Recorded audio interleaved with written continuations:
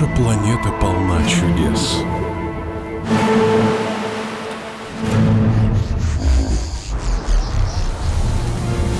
И даже спустя 10 лет путешествий мы находим неизведанные, неожиданные, необычные чудеса.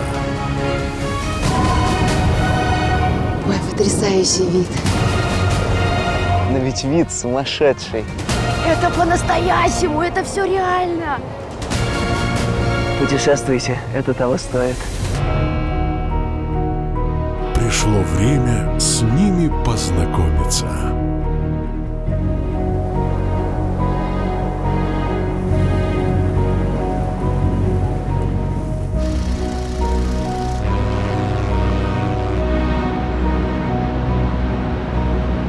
Это «Орел и Решка. Чудеса света», 4-й сезон. Ой, да перестань. Перестань, говорю. О, это ты? Узнал? Конечно, узнал.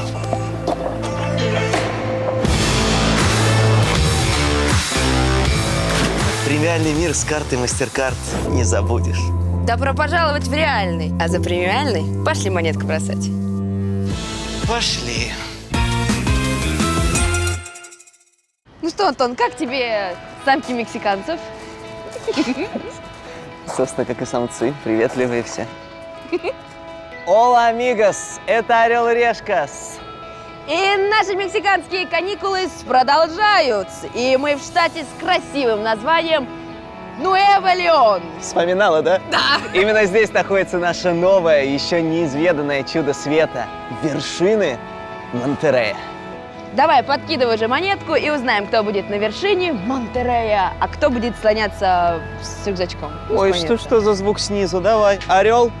Решка. Погнали.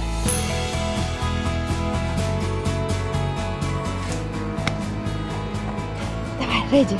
Опа!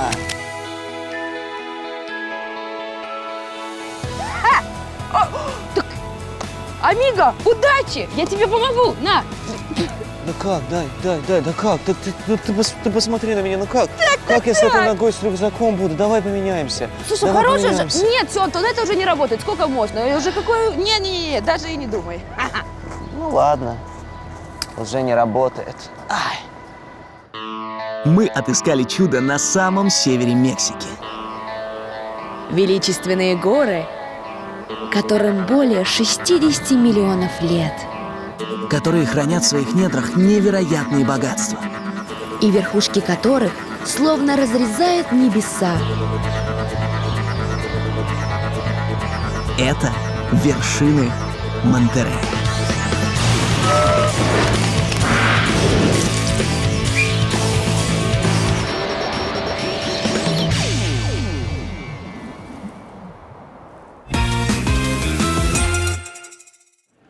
Курс в аэропорту нормальный. За $100 я получил 1900 мексиканских песо.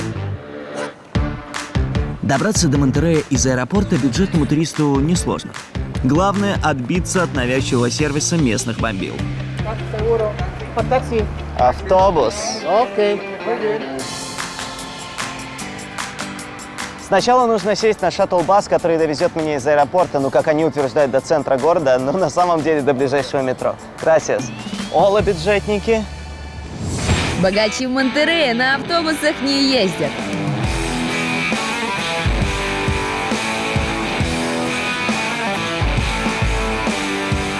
«Шевроле Эль Камино» – культовая машина родом из 60-х. Она была придумана для суровых работяг, которые хотели и выглядеть на дороге стильно, и при необходимости иметь возможность свинью в багажник закинуть. Но самая главная особенность – движок объемом 5,7 литров.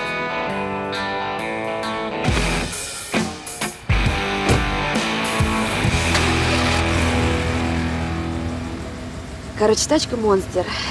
Мне такое нравится.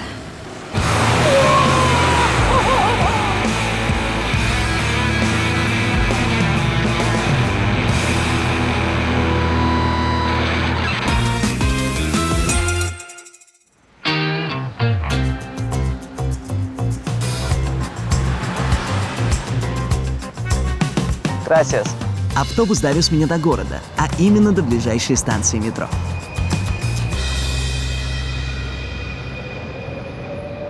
Метрорей. Так назвали монтеррейскую подземку. Точнее, наземку. Большинство станций стоят на земле. Но ее особенность в другом.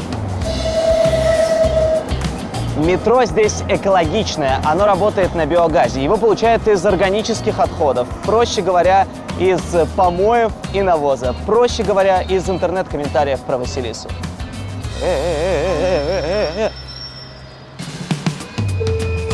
Биогазом не воняет, едет быстро.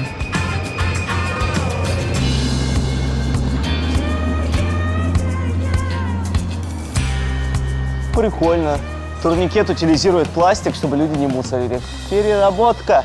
Грета Тунберг пустила скупую слезу.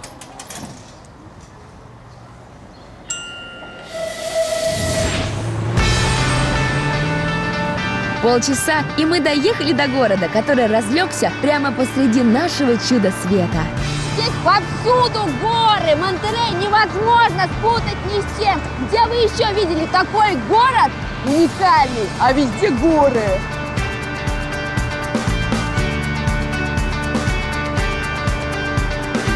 Какие здесь высоченные небоскребы!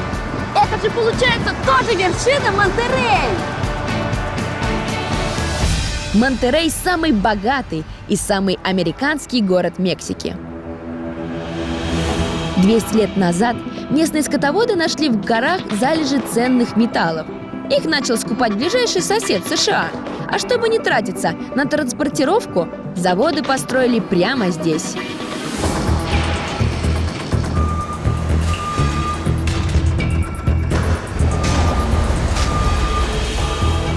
В итоге у американцев дешевый качественный товар, а у мексиканцев работа. И все довольны. Американское влияние сказалось и на архитектуре города. Слушайте, но с первого взгляда Монтеррей вообще не похож на типичную Мексику. Нет вот этих маленьких, знаете, колоритных домиков. Нет mariachi, который играет на скрипке, там, на вот этих из всяких странных инструментов. И, я не знаю, в конце концов, где вот эти палатки с буррито, тако?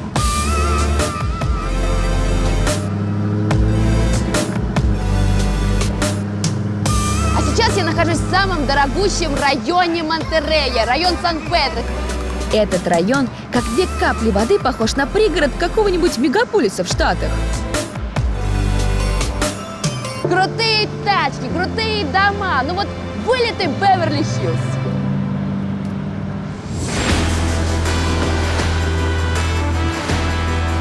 Как и все самые богатые города, Монтеррей – любитель повыпендриваться. Только не самыми высокими зданиями и самыми мокрыми фонтанами, а кое-чем другим. А именно, заносчивыми достопримечательностями. Достопримечательность первая. Площадь Макроплаза занимает 4-е место в мире по площади среди площадей. Смотрите сами. Ее размер 400 тысяч квадратных метров. Только представьте, площадь в 40 футбольных полей.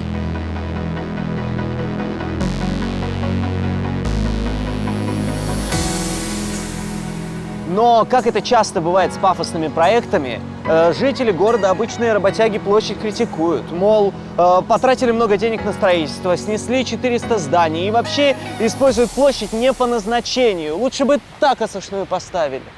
Вот, пожалуйста, сидячая забастовка, молодежь бастует. Достопримечательность вторая. Маяк коммерции.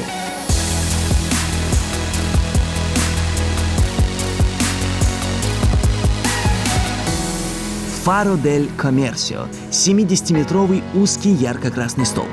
Его установили в честь местной валюты – песо. Почему такой странный, непонятно. Говорят, что даже главный архитектор проекта до самой смерти отрицал свою причастность к появлению этой махины. Но зато его видно с любой части города. Ну, такая гигантская деталька Лего, которая не очень получилась. Достопримечательность третья. Канал Санта-Люсия. Самая длинная искусственная река в Латинской Америке. Длина канала 2,5 километра. Его построили на месте пересохшей реки, вдоль которой много веков назад поселились 13 семей, основавшие Монтеррей. Это своего рода памятник и одновременно прекрасная зеленая площадка для отдыха посреди промышленного города. Но все же самая главная достопримечательность Монтеррея – это та, которую ему подарила природа. Это просто сумасшедшие виды. Я сейчас понимаю, насколько жители Монтеррея счастливые. Они каждый день из любого окна, где бы они ни находились, видят вершины гор. Или вот такие призраки гор, скрывающиеся в тумане. Красиво. И я в этот уикенд обязательно подберусь к вершинам Монтеррея поближе. С городом познакомились, пора переходить к главному чуду. Наше сегодняшнее чудо света – это вершина Монтеррей. И чтобы познакомиться с ним поближе, я арендовала себе огненную вертушку.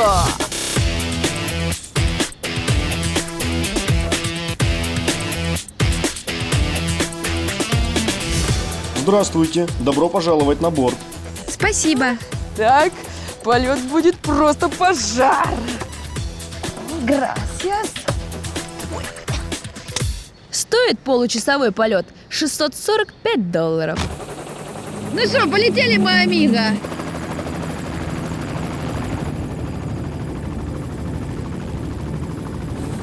Ой, все, господи. Не успели мы взлететь, как уже показались вершины. Обалдеть! Боже мой, вот это масштаб! Это невероятно! Мы все так рядышком, прям кажется, как будто я могу докоснуться рукой. Я еще никогда не была так близко к горам. Вершины Монтеррея – это огромный национальный парк, который знаменит своими природными красотами.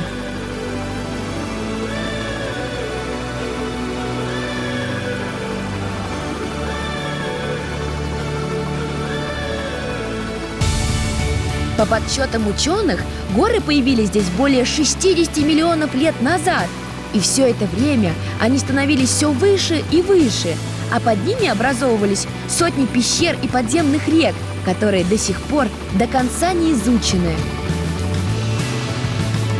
3 самые известные вершины Монтеррея – Серра де ла Силья, Серра де лас Митрас и Серра дель Топо Чико. Они окружают город с 3 сторон. Вот гора Серра де ла Силья. Гора седло. Смотрите, она реально похожа на седло.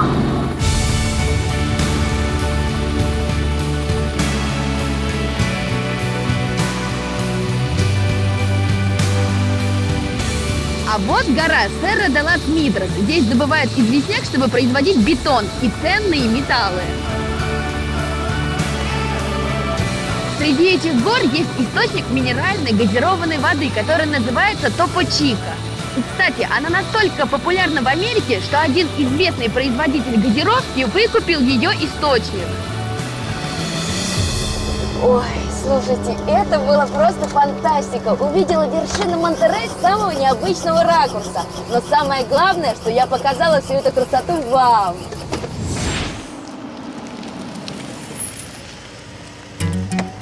Gracias. Oh, muchas gracias. Думаете, бюджетный турист не увидит вершины Монтеррея? Ага, сейчас. Вот бюджетному туристу с покалеченной ногой сложнее. Мужик, дай коня погонять. Пока Вася витала в облаках, я добрался до каньона де ла Уастеко. Он окружен множеством гор причудливой формы, на одну из которых я и планирую забраться. Hola, hola, amigo. Hola. Здравствуйте, мне нужно взобраться на гору. Сколько стоит арендовать вашу лошадь? Извините. ¿Cuánto cuesta? 1000 песо. 1000 pesos. 1000 песо? Это слишком дорого для меня, мне нужно что-то подешевле. Скоро здесь будет проезжать мой друг. Думаю, он согласится подвезти тебя дешевле. Your friend? Yeah?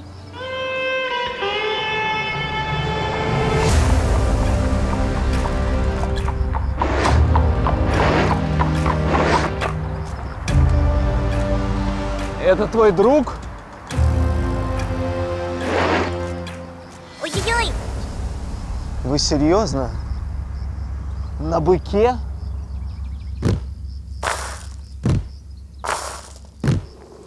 Погнали! Ну вот он, местный внедорожник. Проходимость практически не ограничена. Скорость умеренная. Заправлять сеном и кукурузой, что еще и супер экологично. Одни плюсы. Меня не покидает ощущение, что я еду верхом на большой плюшевой игрушке. Настолько это милое животное. Я никогда не знал, что быков назову милыми. Вообще до вершины можно добраться и пешком. Но таких туристов, как я, местные катают на своих четырехкопытных, зарабатывая деньги. Есть еще один большой плюс вот в этой неторопливости. Можно хорошенько разглядеть красоту вокруг.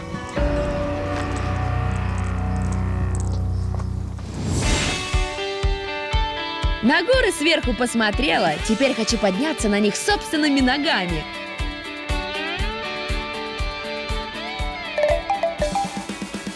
Gracias. И даже высоко в горах я могу воспользоваться своей картой. Привет, меня зовут Василиса. Привет, я ваш гид. И чтобы не заблудиться среди вершин, я наняла опытного гида, Дженнифер. Мы будем подниматься вон на ту гору. Готовы? О, отлично! А как называется эта гора? Чупон. Чупон. Гора Сьерра-де-Чупон – одна из вершин Монтерея, которую облюбовали туристы. По словам гида, маршрут несложный, много времени не занимает, а сверху открывается потрясающий вид. Главное, о чем хотела тебя предупредить, в этих лесах живут медведи, поэтому встречаются вот такие знаки. На них правила поведения при встрече с животным. Короче, 3 правила. Не гладить, не кормить и не бежать. Инструктаж получен, потопали! Пришел тот час, когда я покорю одну из вершин Монтерея. Первые минуты кажется, что это обычная прогулка по лесу. Через 20 минут появляется одышка, и идти становится сложнее. Быстрее, быстрее, быстрее! О, так ей надо работать тренером. Она меня так ушатала уже. Ну а уже через полчаса ты проклинаешь Мексику, горы и вообще саму идею покорения вершины пешком. Под ногами сплошные камни. Подъем круче и круче. Я уже не чувствую своих ног, точнее чувствую, как пульсируют мои икры. Это просто капец какой-то. А мне просто хочется сдохнуть.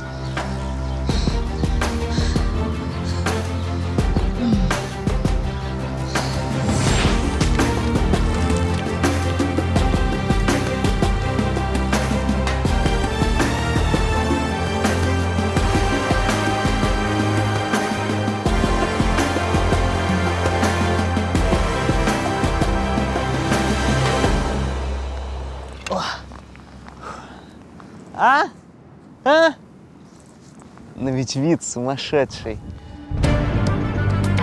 Ощущение непередаваемое.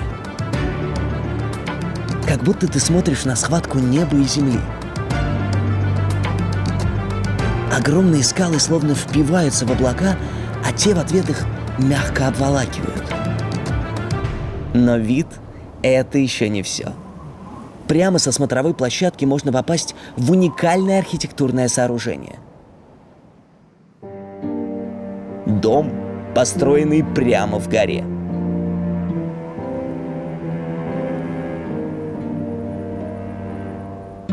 Жил-был врач, и он владел землей в национальном парке Уастека. И решил он построить дом. Но дом не простой, а видовой.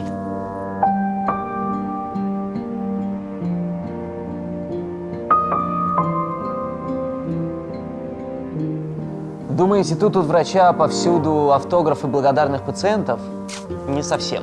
К сожалению, когда он этот дом построил, власть сменилась и под предлогом постройки здесь музея попросила врача покинуть помещение.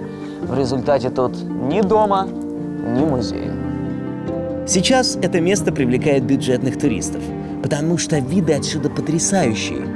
Оплатить за это никому не нужно. Дом ведь заброшен.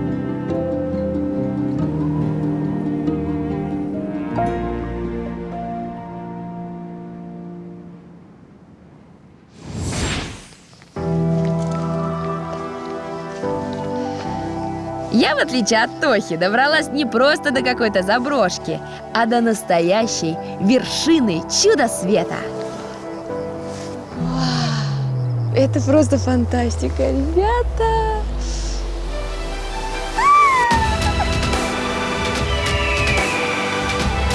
Теперь я понимаю, зачем люди тратят время и деньги, чтобы однажды зайти на одну из горных вершин. Ощущения непередаваемые. Будто ты владеешь всем миром. Кстати, вид — это еще не все, что можно получить от этой вершины. Туристы здесь еще делают крутые фотки. Смотрите. Слушайте, ну тут крутую фотку мог бы сделать Тоха. Он бы, знаете, был как из мультика «Король лев». Рюкзак бы поднял, это был бы типа Симба, а он был вот этот вот красноносой обезьяной. А, ну нет, он какой Тоха, как бы он сюда добрался? У него же нет ноги! Ну есть, но такая.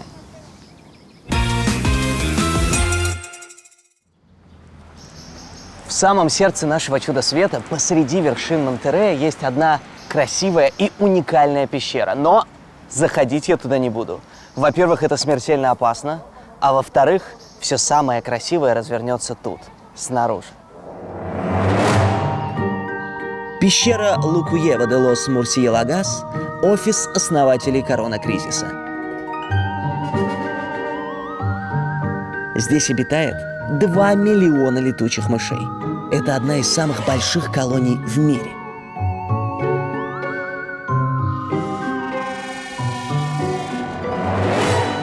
В эту пещеру не рекомендуется даже заглядывать. Если вдохнуть оттуда хоть каплю воздуха, можно подхватить гистоплазмоз.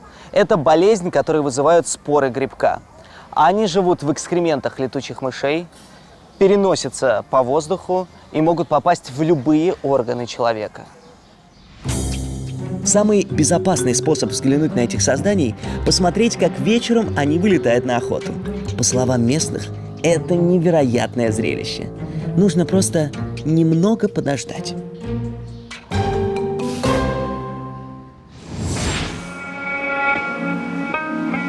Еду селиться в отель на чуде света. А поскольку наше чудо – это суровые горы, то и отель у меня будет на высоте.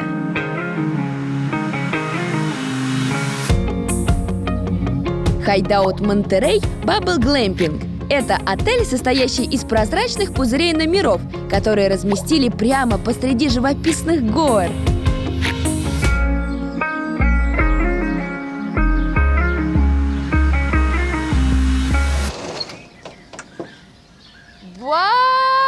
Батюшки!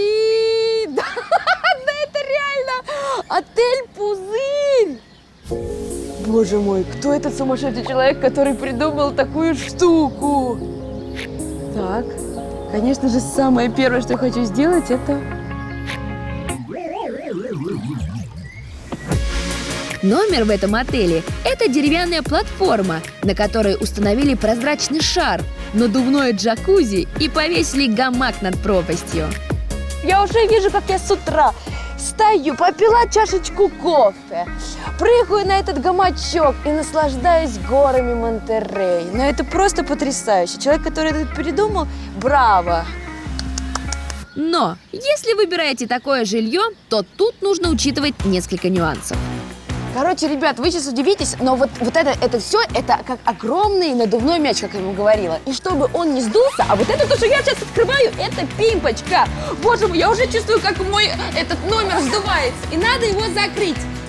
Ой, боже мой, раз, два, оп. Все, успела. Нюанс второй. Если вы приезжаете в такой отель не один, а с кем-то, то вы должны быть очень близки с этим человеком, потому что тут даже в туалете нет двери. Вы представляете, ни в душе, нигде. Голым, короче, просто так не попрыгаешь. Ну и нюанс третий. Так, пузыриков игристого здесь нет. Но обо всех этих нюансах напрочь забываешь. когда просто поднимаешь голову наверх. Прозрачный потолок.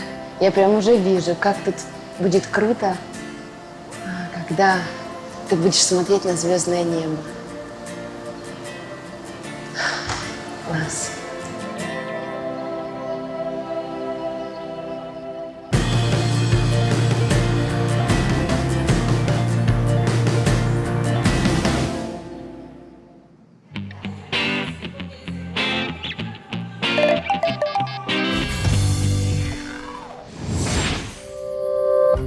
Прошел уже час, а я все так же стою и смотрю в дыру в горе. Еще 3 минуты. Я вам показываю, 3 минуты у вас еще есть.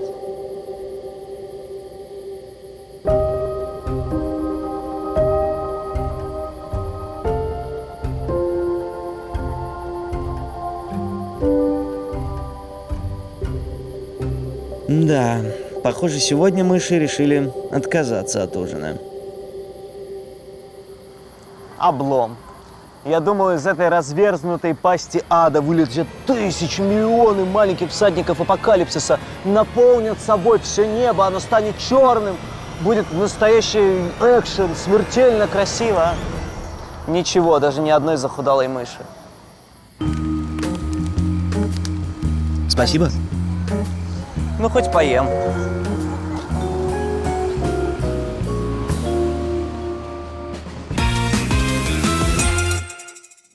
Ночные клубы, стрип-бары, увеселительные вип-заведения – все это сейчас закрыто на карантин. Работают только аптеки и продуктовые. Решка уже не та, пойду спать. Пойду искать ночлег.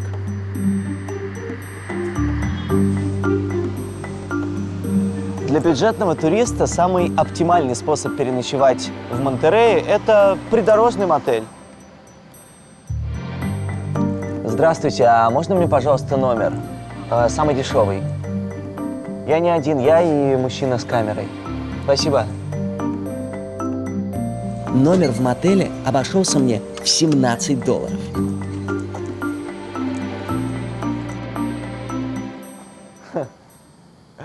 Ну, теперь понятно, почему это мотель. Все очень просто. Заезжаешь сюда на машине, закрываешь за собой шторку и вместе с любимой и единственной заходишь прямо в номер.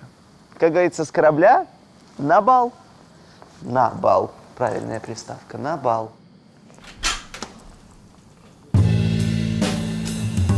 Оу.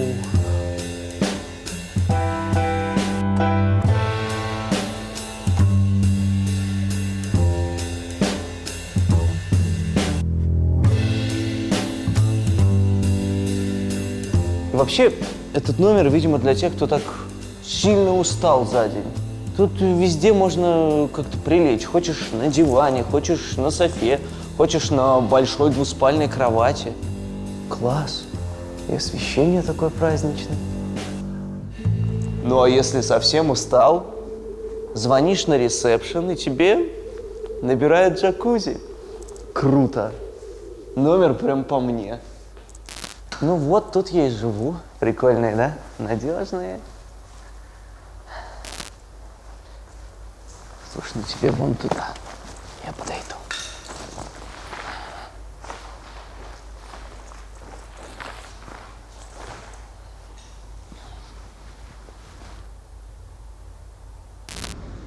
Не-не-не-не-не.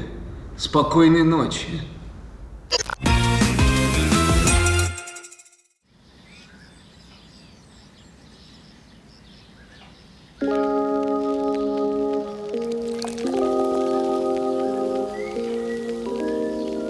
Ну вот, мой отель исправился, и на завтрак у меня тоже пузырики.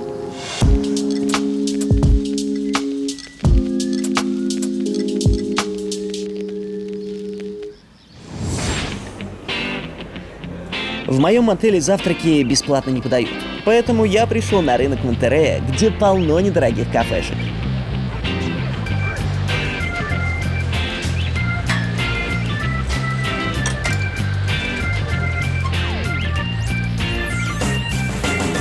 Сеньор, мачакадо. Мачакадо – любимый завтрак местных фермеров. Готовится он так. На сковороде обжаривается мелко нарезанный лук, помидор и перец халапеньо. Далее вяленая и порубленная говядина, а после яйцо.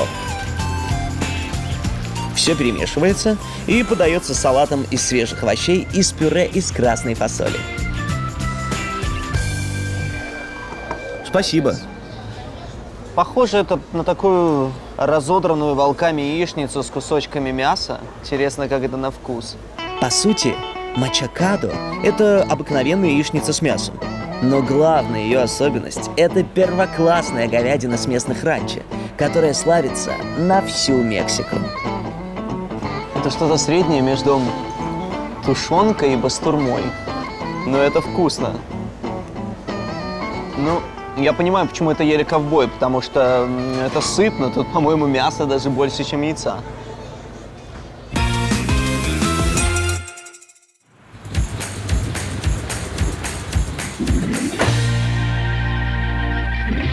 Ресторан «Эль Рей дель Кабрита» – одно из самых известных заведений в Мексике. И самое дорогое в Монтеррее.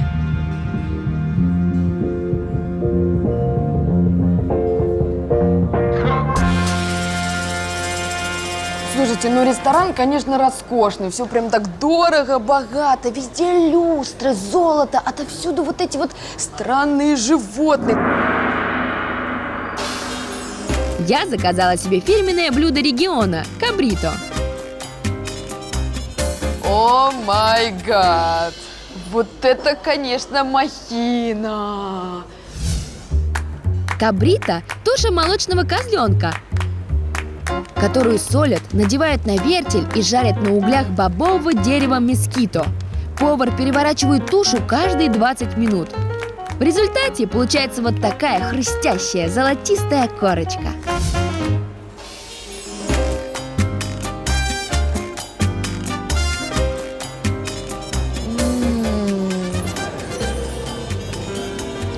Мне кажется, это самое нежное мясо, которое я пробовала в своей жизни. Оно просто сразу же растворилось у меня на языке.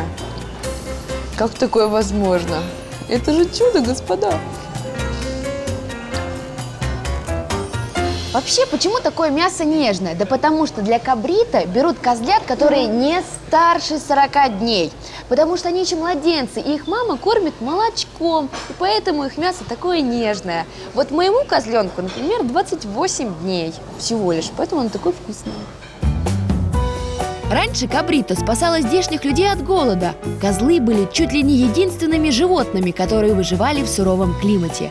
А одна тушка могла кормить всю семью на протяжении целой недели. Сегодня же это блюдо считается праздничным и заказывается для большой компании. У меня в этот день компании нет. Пришлось справляться самостоятельно. Девочки, можете спать спокойно. В мире стало еще на одного козла меньше. Благодаря мне. Gracias. Какой самый приятный звук? Шум водопада? Неа. Как банкомат отчитывает деньги? Ну, может быть. Но я вот этот звук я обожаю. Звук оплаты моей премиальной картой MasterCard. Всего пару секунд, и ты с ней получаешь все самое лучшее. После завтрака я решил прогуляться по колоритному местному рынку. Тут прям все в куче. Продукты. Там висят какие-то шляпы. Вот тут же рядом лотерея. Мешанина. И все это соседствует с лавками черных магов, которые готовы за 100-другую песо исцелить от всех болезней. После вчерашнего подъема в гору мою и так травмированную ногу растрясло и боль усилилась. Вот я и решил обратиться за помощью к мексиканской народной медицине. Ну, тут такой классический набор ведьмы. Какие-то статуэтки с черепами, травы, яйца, вон метлы. Надо же ей на чем-то добираться до места работы. Так, а вот, собственно говоря, и так, кто будет проводить мой ритуал. За вами? Пойдем со мной. Какое-то это все происходит в отдельной комнате. Ну, тут не очень чисто. Сила-то не чистая.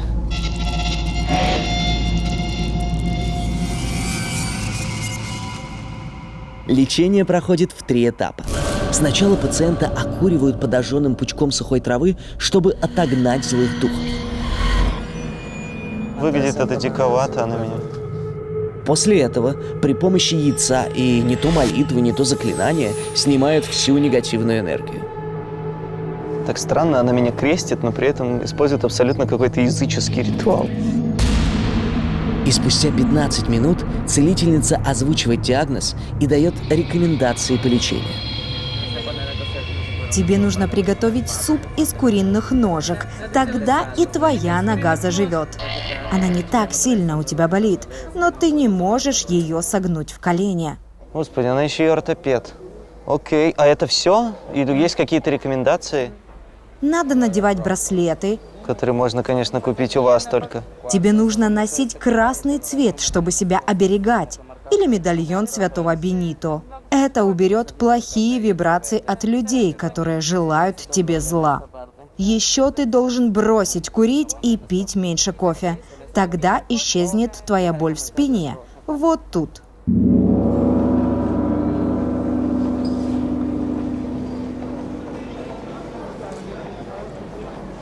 Но это правда напоминает прием у врача.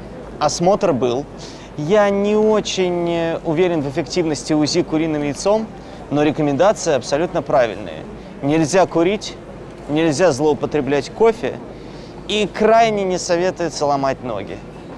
Правда, вот я почти не пью кофе и вообще не курю, но теперь и не буду. Значит, у Монтеррея есть еще одно чудо, которое находится прямо вот посреди гор. И это сооружение, у него есть свое особое предназначение. Это дамба.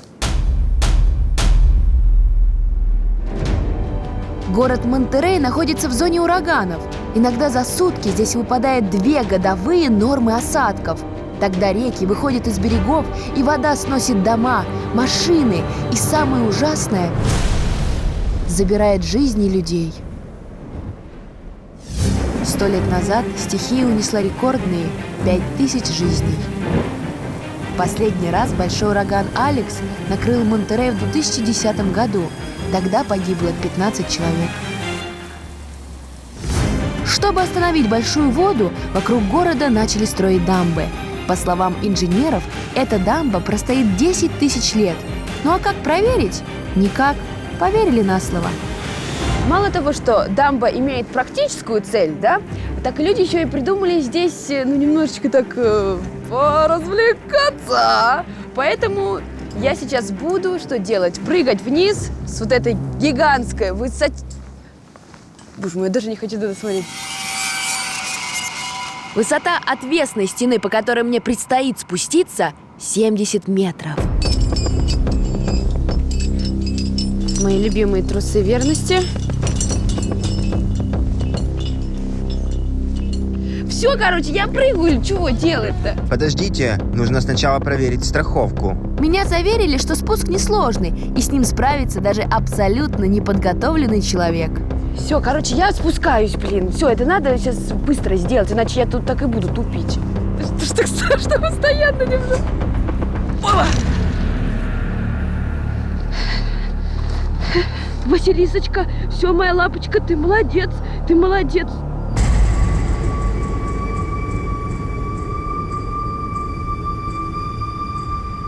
Первые шаги самые страшные сделаны.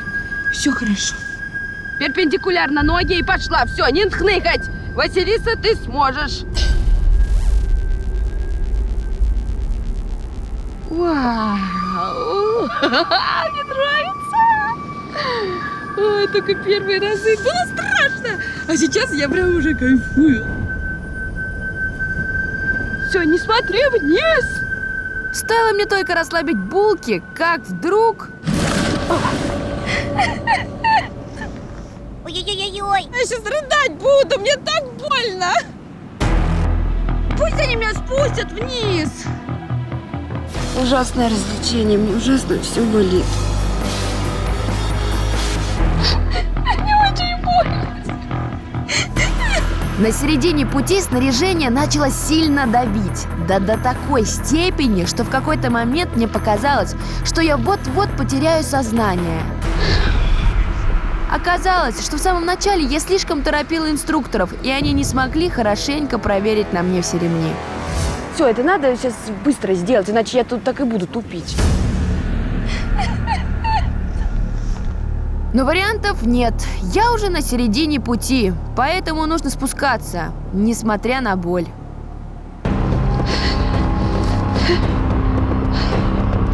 Откройте, пожалуйста, мне быстрее.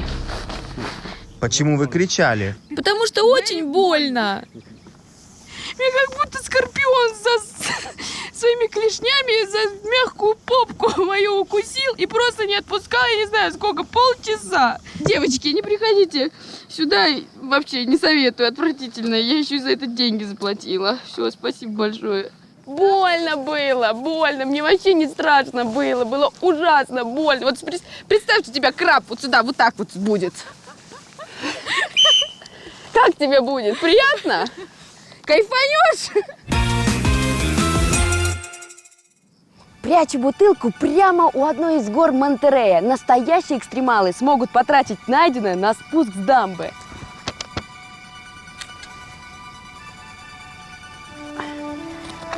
Так, полезла. Ой. Координаты заветной бутылки со $100 от Орла и Решки среди вершин Монтерея.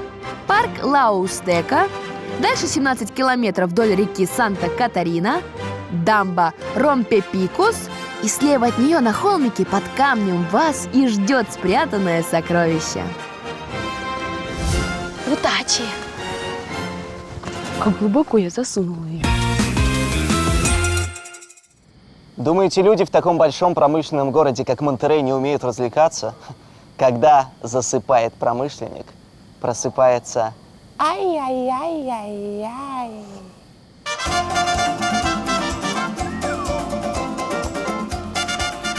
Выглядит это все как долгожданные медляки на школьной дискотеке, я аж заностальгировал. Но на самом деле это отдельное направление местной хореографии – байлес нортенис, что в переводе «северные танцы». Мексиканцы любят веселиться. Поэтому каждый вечер по всему региону проводится множество мероприятий, где парни и девушки собираются и танцуют. У парней в этом танце есть свой стиль – ковбойский, рубашки, сапоги и, конечно же, шляпы. Причем парни ходят так не только на танцы, но и на свидания, в офис, в общественные места, за интернет платить. Тут это модно. Девчонки тут тоже не отстают. Их стилек называется бухерес ученос, что означает подруга гангстера, что означает плохая девчонка, что означает до свидания, я пошел танцевать. Отходи, ты ей не подходишь. У этого танца есть 3 правила. Первое – ножки через одну. Женская, мужская, женская, мужская. Это важно. Второе правило – максимально близко прижать к себе партнершу. Это приятно. И, наконец, третье правило – расслабиться, пропустить текилу через себя и просто получать удовольствие. Ну что, пойдем. Я знаю тут поблизости один шикарный мотель. Кстати, а ты любишь качели? Пока Антон демонстрирует мексиканкам чудеса хореографии, я решила устроить настоящее чудо для местных. Bienvenidos, господа и помидора! Добро пожаловать в наш мексиканский цирк! И здесь в главных ролях клоунесса Василиса Михайловна и ее верный помощник, вечно зеленый, вечно куда-то спешащий Халк.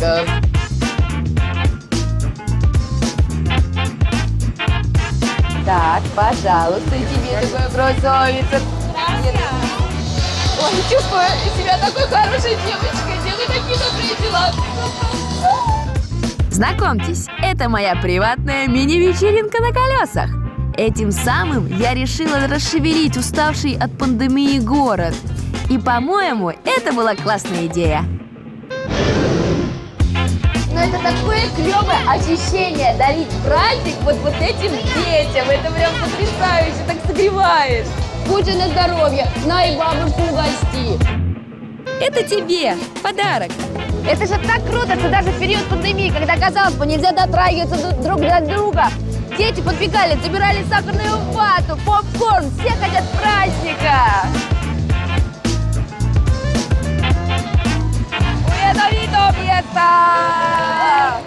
Ой, наконец-то я нашла себе нового ведущего.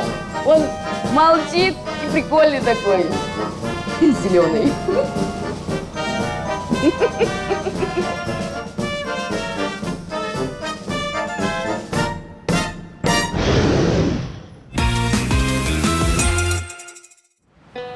Вершины Монтерея Просто сумасшедшие виды. Огромные, невероятные, красивейшие горы. просто фантастика.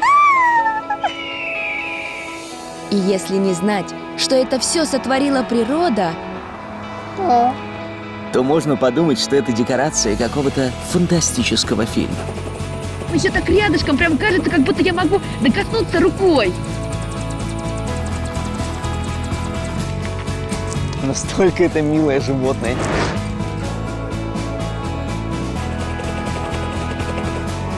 Вау! Мне нравится!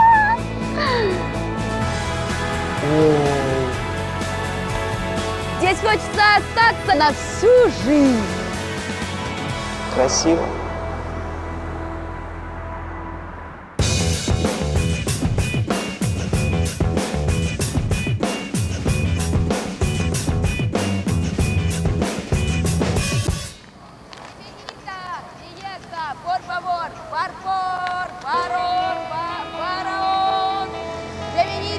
Bienvenida, fiesta! Вау! Ура! Fiesta, fiesta! Он здесь, Буэнос, Стас! Антошка! Заваливай быстрее! В дырочку ко мне! Ну, быстро не получится. Остановись, Эста. Давай, давай, давай! Ловлю, ловлю! Оп, секундочку.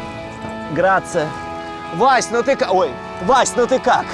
Ой, слушай, чувак, Монтерей просто украл мое сердечко. Ага. Я посмотрела со всех сторон. Но самое главное, это его окончание. Я подарила праздник детям и взрослым. Ну вот и дарю тебе, короче. Спасибо тебе большое. Спасибо. Праздник, который я заслужил. Я старалась. А ты знаешь, я раньше хотел домик у моря, а сейчас задумался о домике в горах. Глубоко. Но, правда, светит мне только хибара в пустыне, потому что наше следующее чудо света – пустыня Чиуауа.